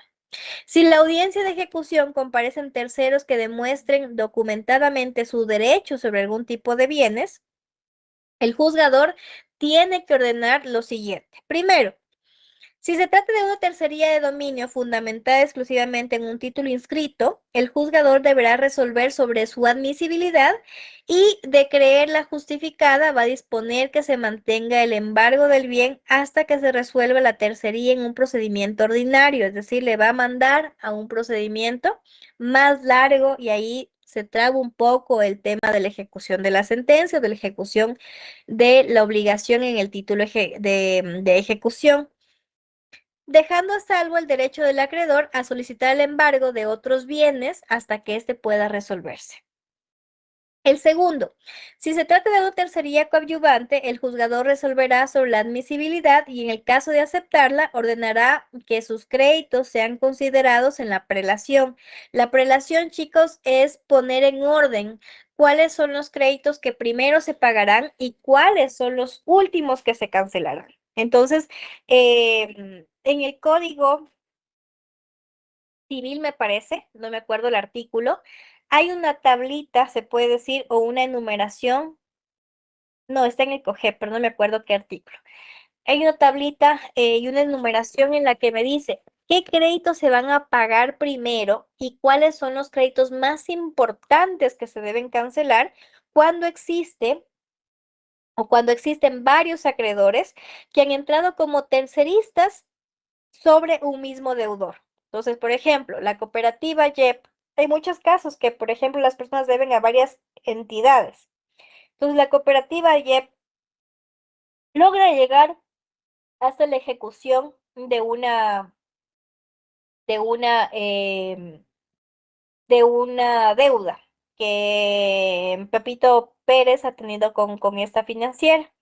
Sin embargo, el Banco de Machala se entera de que ya está por ejecutarse la sentencia y él entra como un tercero, ¿sí? Como una tercería coadyuvante para que también se lo considere en el pago de su crédito porque también está vencido en el Banco de Machala y que el bien que le van a ejecutar es el único participante. Por el medio, él quiere también tener su tajada. También viene la empleada doméstica a la que le debe 3 meses de pago y tampoco le está cancelando y también entra como tercerista para que sean vigilados sus derechos. Y por ahí viene también la mamá de los hijos de esta persona porque tampoco le ha pagado las pensiones alimenticias y también quiere entrar como tercera coadyuvante para ser parte de este remate y que del remate se puedan cancelar las pensiones alimenticias. Entonces, miren, pueden haber diferentes tipos de terceristas, pero la norma nos da una lista de cuáles se pagan primero y cuáles se pagan después, ¿sí? Entonces, primerito nos dice que los derechos del alimentante están por sobre cualquier tipo de derecho. Después vienen los derechos del trabajador. Entonces, en el caso que yo les pongo, primerito se va a pagar el tema de las pensiones atrasadas por tema de alimentos. Después que se va a pagar los temas de los derechos laborales del trabajador. Y después podrían entrar las entidades bancarias o financieras y la que tenga la hipoteca va a ser la que después, la que primero se pague. Y quienes no tengan hipoteca serán las últimas en pagarse con el resultado del remate que hayan hecho sobre los bienes del deudor. Entonces, miren, pueden haber varias personas interesadas en que se remate un bien y puedan entrar como terceristas para que sean considerados dentro de este derecho como tal y sean cubiertas las obligaciones de acuerdo al valor que se va a rematar. En este procedimiento de ejecución, el deudor todavía tiene posibilidades, ¿no es cierto? Opciones para poderse oponer. Una de ellas es que ya hice el pago o entregué una cosa diferente a cambio de ese pago, que decíamos que era la dación de pago. Otra, que ya hice una nueva transacción con el ejecutante y que hemos llegado a un acuerdo. Por lo tanto, me opongo a la ejecución de mi bien porque ya tenemos un acuerdo transaccional. Otra, que tengamos una remisión. ¿Qué es la remisión? El perdón, ¿sí? Del ejecutante, el perdón del acreedor, que me haya perdonado la deuda. Pero este perdón debe estar contenido en un documento escrito, ¿ya? Esta remisión también pueden ser solo de los intereses, ¿no es cierto? Págame el capital, te perdono los intereses o también te puedo perdonar toda la deuda.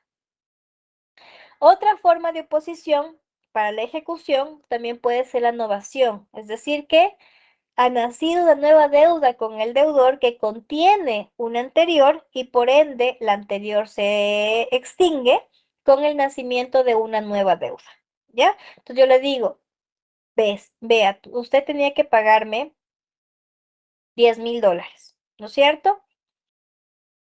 Yo le voy a volver a novar la deuda con los intereses y todo que el momento tiene, que se le hacen $12,000. Entonces firmamos una nueva obligación que contiene lo adeudado más los intereses y esto hace una nueva deuda. Y por lo tanto, la anterior se extingue, ¿sí? Entonces, la novación, la creación o el nacimiento de una nueva deuda que contiene una anterior. Entonces, la anterior se extingue y solo queda una, ¿ya? La confusión que en algún momento de la vida, ¿no es cierto? Por ejemplo, le voy a poner algo muy hipotético. Yo compré en Almacenes La Ganga. Dejé de pagar porque me quedé sin trabajo. Entonces, Almacenes La Ganga era mi acreedor y yo era la deudora. Por temas de la vida, me gané la lotería y compro todos los almacenes La Ganga. Compro el tema de almacenes La Ganga. Entonces, Alexandra, como dueña de almacenes La Ganga, no puede cobrarse Alexandra. Es decir, que el acreedor y deudor se confundieron en una misma persona. ¿Ya? Entonces yo compré, ¿no es cierto? Este local comercial en el que algún momento fui deudor. Y como yo no puedo cobrarme, ha habido una confusión de personas. Y por lo tanto, se extingue la obligación. ¿Ya? Tenemos la otra que es la compensación, es decir, que el deudor ha compensado con algo diferente la obligación y que por ende ya la obligación está terminada, está extinguida, ¿sí? Y la última es la pérdida o destrucción de la cosa de vida. Yo tenía que entregar el carro, vino el temblor de Manabí y se me fue llevando el carro. Entonces ya no tengo que entregarte. Esta pérdida o destrucción de la cosa de vida es una forma de oponerse y de extinguir la obligación siempre y cuando el deudor no tenga nada que ver con la pérdida ni haya sido por negligencia del mismo. Yo puedo dejar estacionado más tarde el carro fuera de mi casa, en el que hay un árbol inmenso de higos. Ese árbol ha estado toda la vida ahí. Llueve tan fuerte que viene un rayo, parte el árbol y el árbol cae sobre mi carro y los destruye totalmente. Me dan por pérdida la aseguradora. Pérdida total, me dice el carro. ¿Culpa mía? No, ¿no es cierto? Pero ahora sí, si yo a sabiendas que ese árbol ya lo están cogiendo con sogas, ¿no es cierto? Ya los vecinos están buscando cómo talarlo. Lo dejo abajo del árbol. Y en una media movidita por ahí el árbol cae encima de mi carro, ha sido por culpa o negligencia propia. ¿Sí? Entonces, aquí no se extingue la obligación, sino que se busca algún tema de indemnización, porque ya no puedo entregar la cosa porque la perdí. Al fin y al cabo, la perdí o se destruyó. Entonces, ahora sí, tengo que buscar medidas alternativas para indemnizar a la persona y esta obligación continúa hasta que el deudor o el ejecutado pueda cubrir la obligación como tal. Pero si yo tuve la culpa y la cosa se destruyó o se perdió, entonces se extingue inmediatamente la obligación y ya no tengo absolutamente nada que entregar porque se entiende que ya la perdí, que desapareció de mis manos y que no fue culpa mía. ¿Ya? ¿Preguntas, chicos, hasta aquí?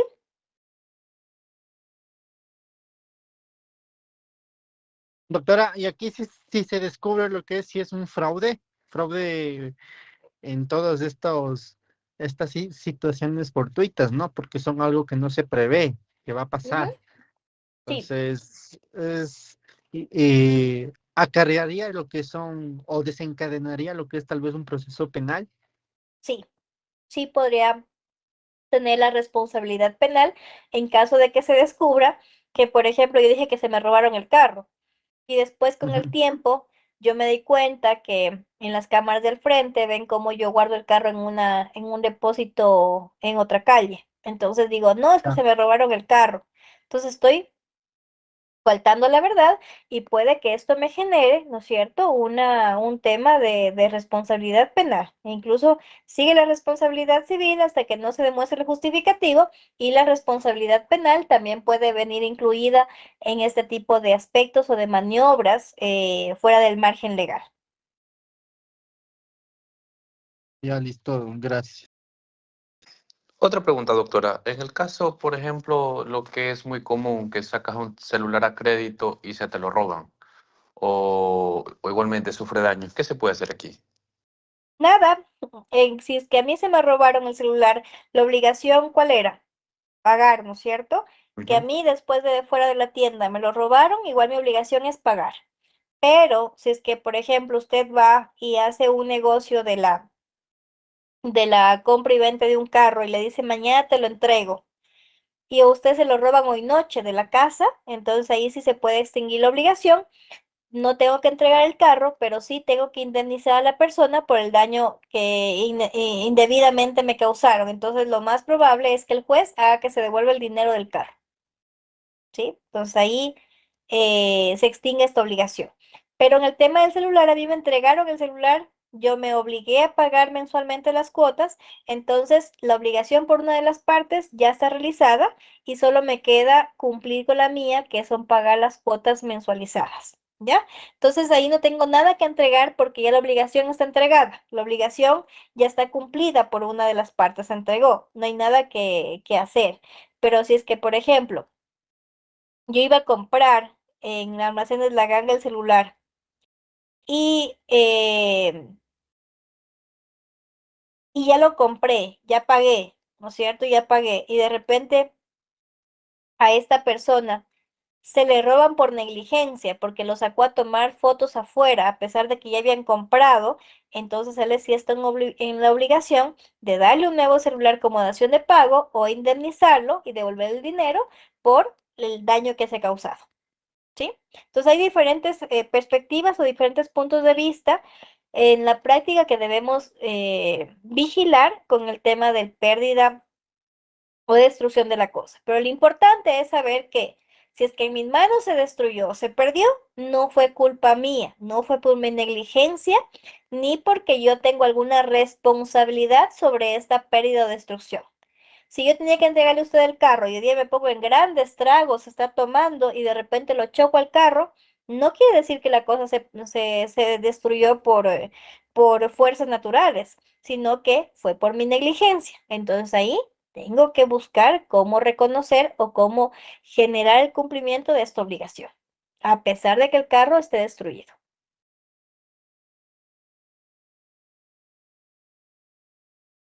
¿Alguna otra duda, chicos? Doc, estas apreciaciones que usted hace son solamente para obligaciones de dar, ¿no es cierto? De dar, solo para obligaciones de dar, porque son para pérdida o destrucción de la cosa, entonces es de dar. O sea, pero ahí sí También se se puede extingue hacer una de hacer, completamente, ¿vale? sí se extingue completamente ahí la obligación.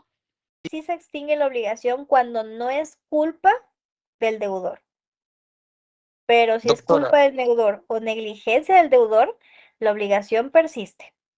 Y no hay nada doc- que el actor pueda hacer para decir, no, es que aún así, yo sé que es algo fortuito, ¿no? Pero aún así yo quiero que yo se lo di a él, o sea, o la obligación de él es darme, o sea, Ujú. ¿cómo se puede subsanar en tal caso a Ahí la se parte? pide una indemnización por el daño causado. ¿Ya?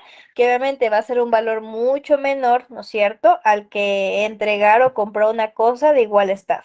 O lo Que que se puede tiene que dar? hacer es, ajá, lo que buscan aquí es una indemnización, ¿ya? Pero ya no el cumplimiento de una obligación. Entonces son dos Ujú. figuras jurídicas diferentes. Ya, gracias. Ujú. Con todo gusto. doctora, otro ejemplo que también es bastante común, cuando, por ejemplo, hay personas que hacen un crédito y retiran el dinero, salen del banco y a veces, no sé, a veces suele pasar o se suele creer que eso está amarrado con el mismo cajero, porque, por ejemplo, una persona sale con mucho dinero y de una vez afuera lo está esperando el delincuente le dice, dame la cantidad exacta y le roban y esta persona queda prácticamente, este, le quitan su dinero. ¿Qué pasaría en este caso? En este caso, igual aquí no hay ninguna obligación pendiente, ¿no es cierto? No hay nada que yo deba demostrar, no hay una obligación por medio, así sea que el mismo cajero me robó el dinero. ¿A quién le voy a reclamar la obligación si yo fui la que sacó el dinero de ahí? ¿No es cierto? Ahora, nuestra obligación, y eso nos da incluso la misma policía, nos da la posibilidad de poder llamar a la policía para que nos resguarden hasta llegar a nuestra casa, sino que en el tema o en el contexto social en el que vivimos, ya no confiamos ni en la misma policía. ¿Por qué? Porque se ha visto casos que los mismos policías están involucrados en temas de organizaciones terroristas, ¿no es cierto? Organizaciones delictivas. El hecho de que a mí se me pierda el dinero, me lo roben, ya saliendo del banco, no hace que se extinga la obligación. Únicamente se extingue la obligación cuando se destruya la cosa. Miren, dice pérdida o destrucción de la cosa debida. Es decir, yo tenía que entregar algo a cambio, ¿sí? Tenía que entregar alguna cosa, tenía que entregar y se me destruyó, se me perdió, pero son por causas, por lo general, de temas de fuerza de la naturaleza. Vino un terremoto y me destruyó el carro. Vino un rayo y me destrozó el árbol, por ende cayó encima de mi carro, ¿ya? Pero no por temas o circunstancias sociales o negligentes de una persona. Entonces, la pérdida o destrucción siempre vienen de la mano de causas naturales, causas fortuitas, que yo no pude prevenirlas, ¿ya? Pero no de temas, por así decirlo, de índole social o criminal, en el que tenga yo algún tipo de negligencia al momento de no tener el cuidado debido. Disculpe, otra pregunta también parecida a esta, doctora. Por ejemplo, usted tiene el carro y se le daña porque le cayó un árbol y no fue culpa suya. Ujú. Se extingue la deuda, pero ¿y si el Se carro extingue también está total. asegurado? ¿Y si el carro está Así se, asegurado, cobro el así el seguro? carro esté asegurado, la obligación del seguro conmigo es una cosa, la obligación mía con la persona es otra cosa, ¿ya? O Entonces sea, yo tengo igual cobra que el seguro.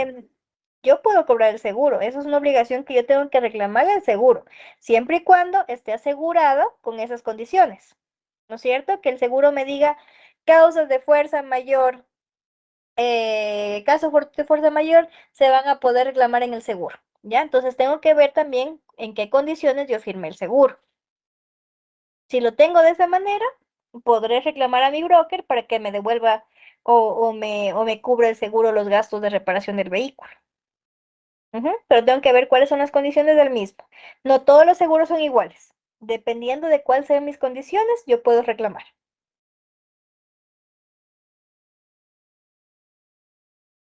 ¿Alguna otra duda, chicos?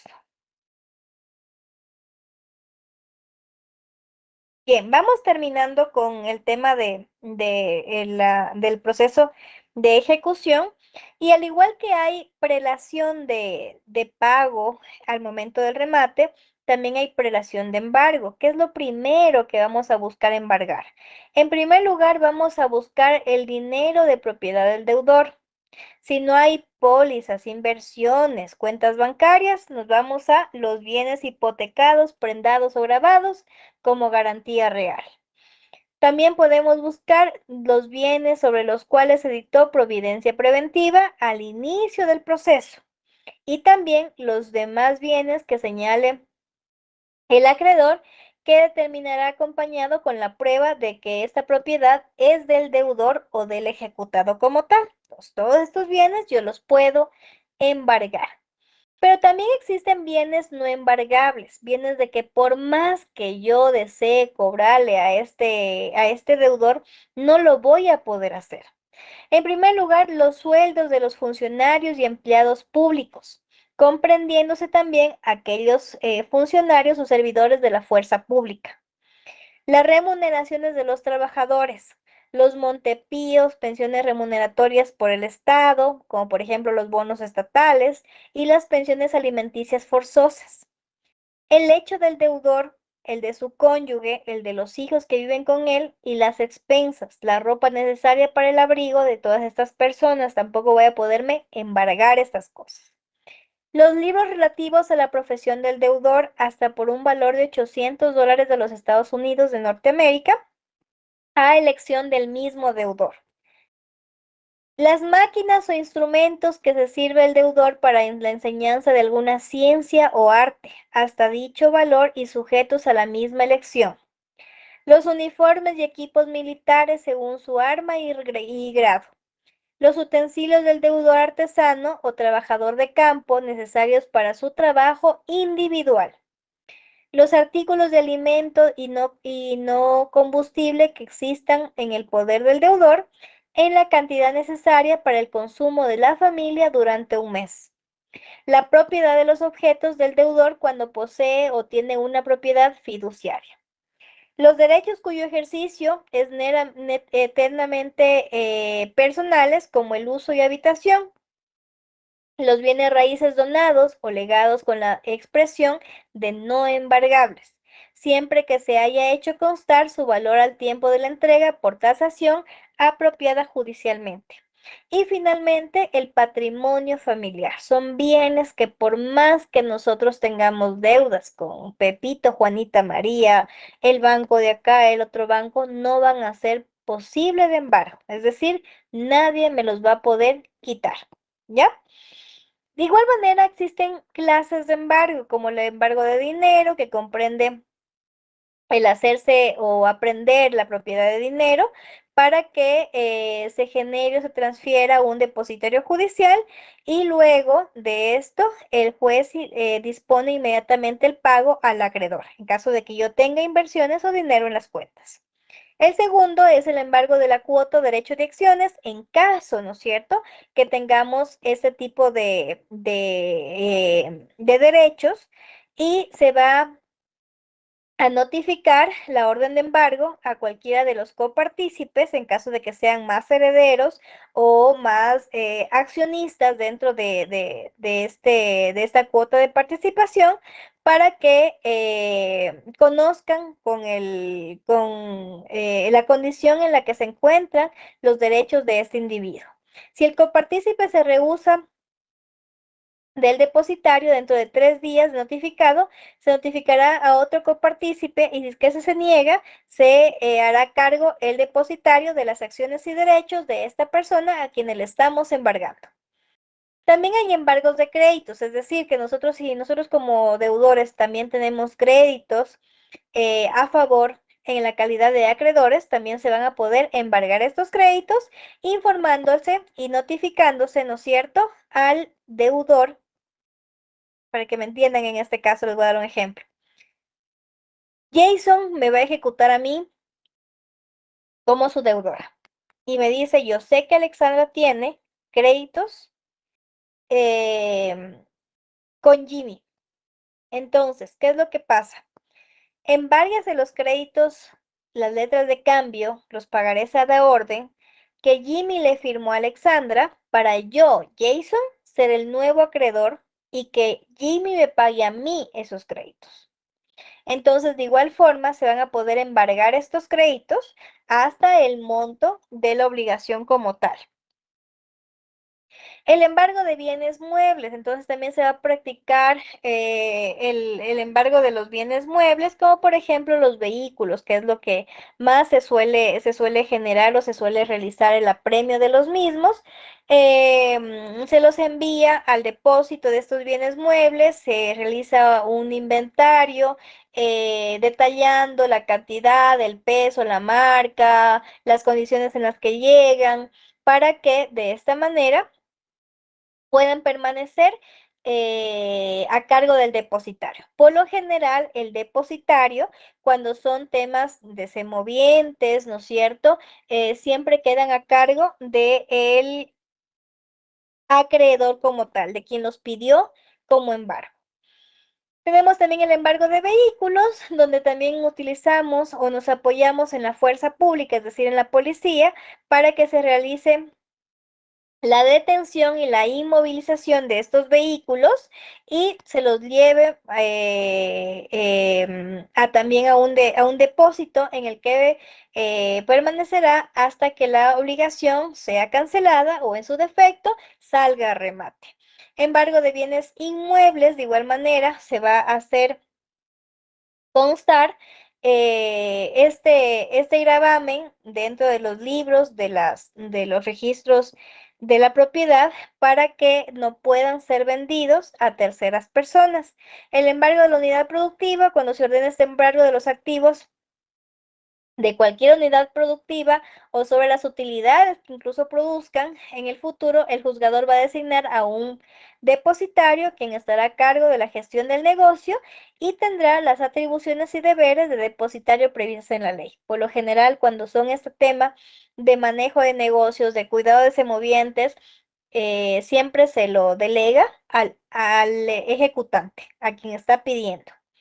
Embargo preferente de una o un acreedor hipotecario, si existe un bien raíz y ese es embargado por un acreedor no hipotecario y luego ocurre que un acreedor hipotecario obtiene en otro proceso la orden del embargo de tal inmueble, se cancela el primer embargo y se le efectúa el segundo. El acreedor no hipotecario conserva el derecho, pero él tendría que entrar como tercerista, ahora sí, dentro del proceso del acreedor que tenga la hipoteca. Ya es un poquito confuso, pero ya ustedes poco a poco le pueden ir tomando el hilo. En estos embargos, en estas aprehensiones, siempre vamos a utilizar la fuerza policial, porque son los únicos que tienen la atribución para poder generar o inmovilizar, ¿no es cierto?, ciertos bienes. Entonces, las funciones de la Policía Nacional en los embargos son las siguientes. En primer lugar, tendrán que ingresar los bienes inmuebles, el desalojo de las personas y bienes que se encuentren en el inmueble, el desquebrajamiento de seguridades, la aprehensión de bienes objetos de embargo y cualquier otra medida necesaria para ejecutar el embargo de acuerdo a la naturaleza del bien, como la inmovilización de los vehículos. Luego de que hayan hecho sus funciones como tal, dependiendo de cuál sea el caso, el servidor policial levantará un acto de ejecución del embargo, que debe contener ciertos requisitos. En primer lugar, el miembro de la Policía Nacional deberá levantar esta acta de diligencia con el señalamiento de la hora, el lugar, el día en que se produjo el embargo, la expresión individual y detallada de los bienes embargados y el respaldo documental y digital de las imágenes de los bienes embargados con el fin de obtener información de cómo están al momento del embargo. Y finalmente, la identificación de los funcionarios que intervinieron en dicho embargo. Con ello, entonces, se le entrega al depositario judicial, ¿sí?, hasta el momento del remate, ¿ya? En el momento de remate se hace una subasta pública y se lo hace hasta por 3 llamamientos, ¿sí? Y se va bajando el valor del bien dependiendo de si no hay ofertas serias o las ofertas no han sido posibles del cubrimiento de esta deuda pendiente de pago, ¿ya? ¿Preguntas, chicos? Una, doc, ¿por qué no se pueden embargar los patrimonios familiares? Ya. Si parte de del bien, del patrimonio familiar, es del deudor. Una muy buena pregunta. El patrimonio familiar es un gravamen o un límite de la propiedad. Cuando hablamos de patrimonio familiar, es entendido como un gravamen que pesa sobre un bien, que debe ser un bien inmueble. Entonces, por ejemplo, el patrimonio familiar puede ser constituido de manera voluntaria o también de manera o por delegación de la ley. Si usted va al IES el día de mañana y le dice, señores del BIES, necesito un crédito para comprar mi vivienda, el BIES le va a decir, claro, le vamos a dar $40,000, pero, su casa va a quedar bajo patrimonio familiar. ¿Qué significa esto? Que usted a su casa no la va a poder embargar, no la va a poder vender, no la va a poder hipotecar, inclusive en muchos de los casos no la va a poder subarrendar, porque el patrimonio familiar es un gravamen o un límite del dominio que me permite a mí solo vivir, usar y gozar la propiedad con la intención de vivirla, de vivienda, nada más, para proteger esa necesidad o este derecho consagrado en la Constitución, que es el derecho a la vivienda. Entonces, si yo tengo una propiedad con la característica de patrimonio familiar, mucho ojo, no la voy a poder vender, no la voy a poder hipotecar porque el patrimonio familiar debe estar inscrito en la misma escritura o en el registro de la propiedad con esta característica de ser patrimonio familiar. ¿Ya? Entonces yo le puedo proteger la propiedad y nadie va a poder ir contra ella si es que en esta pesa este gravamen de patrimonio familiar, en el que me designa que la propiedad únicamente va a ser para la familia, para el goce de la familia, para el uso de la familia. Entonces no voy a poder venderlo, ni hipotecarlo, ni mucho menos subarrendarlo. ¿Ya? Decíamos que como también puede ser, lo pueden hacer de manera voluntaria el patrimonio familiar, yo como padre de familia, como madre de familia o ambos cónyuges, podemos voluntariamente ir a notaría y decir, queremos que nuestra casa esté bajo patrimonio familiar, conociendo los límites del dominio, ¿no es cierto? Y ya no voy a poder hipotecar ni mucho menos vender.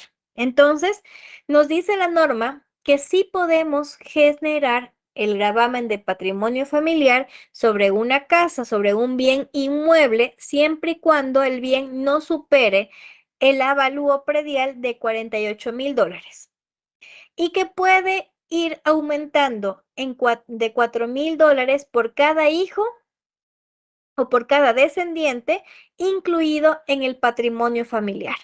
Entonces yo puedo tener 4 hijos, entonces tendré 4, 8, 12, $16,000 más para yo poder sumar la cuantía y que de alguna manera pueda superar este monto que nos da como límite para poder conformar patrimonio familiar, ¿ya?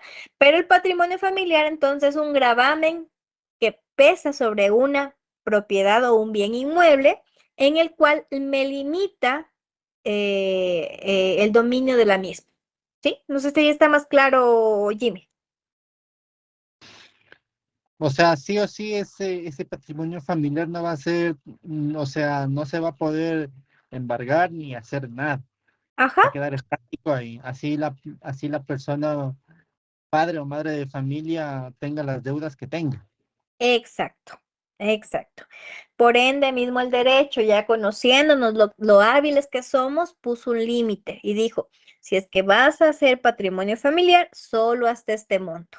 Este monto es lo único que te podemos permitir porque sería muy fácil poner todo lo que tenemos bajo patrimonio familiar y Ajá, así nadie nos va a quitar nada.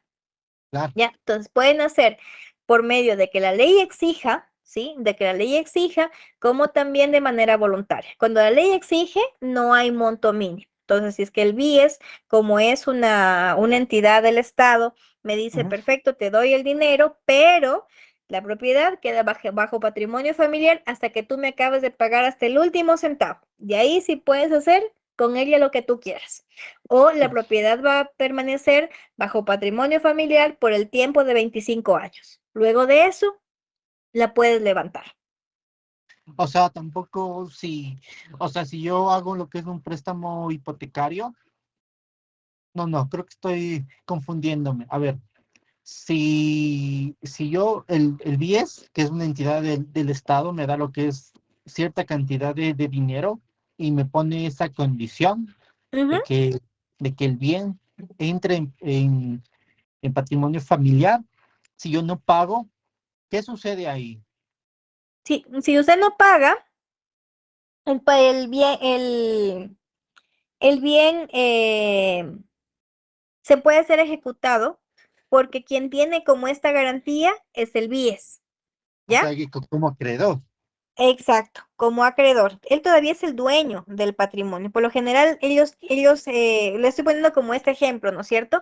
En el que sí pagó, en el que sí pagó y le dice, bueno, el bien va a quedar bajo patrimonio familiar por 25 años. ¿Ya? Aquí usted sí pagó, sí está pagando y el bien está teniente a patrimonio familiar porque para eso le dieron la plata. Entonces usted Ujú. pagó. Pero ¿qué pasa, no es cierto? Al momento de recién darnos el crédito y nosotros tener la posibilidad de hipotecarlo al bien. Entonces, en este momento el BIES no nos va a decir, nace con patrimonio familiar, sino que nos va a decir, le vamos a dar, pero usted nos da la hipoteca. Entonces, va a estar hipotecado como medio de garantía para la conformación del pago total. Entonces, después de eso, Entonces, una vez levantada la hipoteca, le van a poder poner a usted, ¿no es cierto?, la posibilidad de que el patrimonio, de que el bien quede como un patrimonio familiar por el cierto paso del tiempo, ¿ya?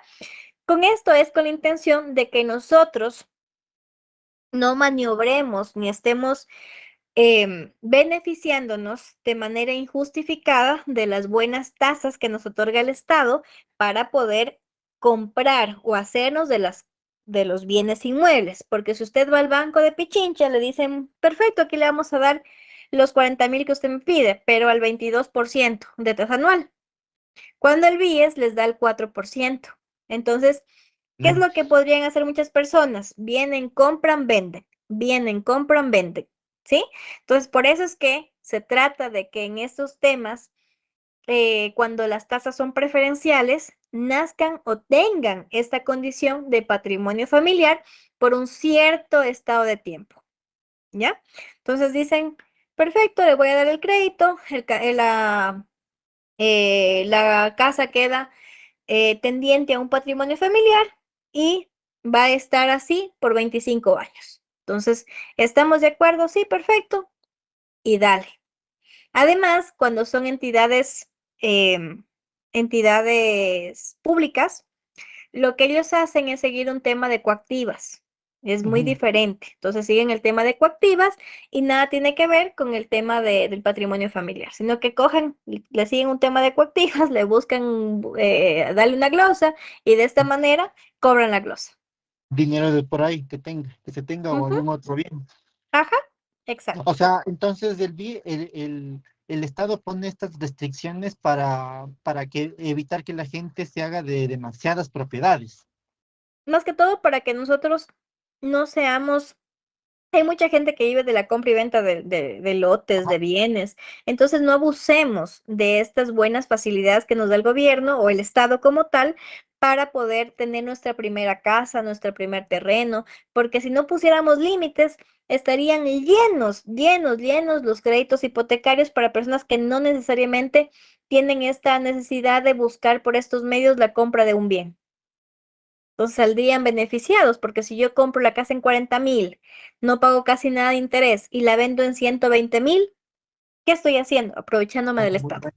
Claro. Ujú. Doc, y a ver, usted dijo que para el patrimonio familiar, el límite del costo, o sea, del precio, cómo se llama ahí? Era de cuarenta y La ocho mil cuantía dólares.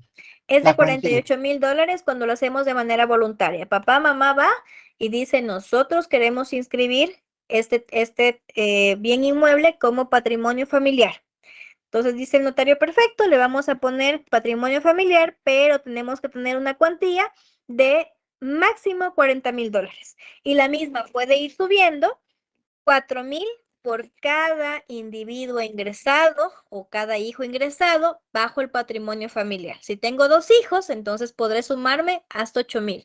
Si tengo 3, 12.000 y así consecutivamente. O sea, del valor del bien, Del valor del bien. Le vamos sumando 4.000 por cada hijo del valor final que del esté bien. bajo el patrimonio familiar. Ujú. Que viva con nosotros, que vaya a usar la casa con nosotros. Ya, Doc, listo. Muchas gracias. Bien, chicos, llegamos, me pasé un poquito del tiempo, llegamos a la etapa final. Espero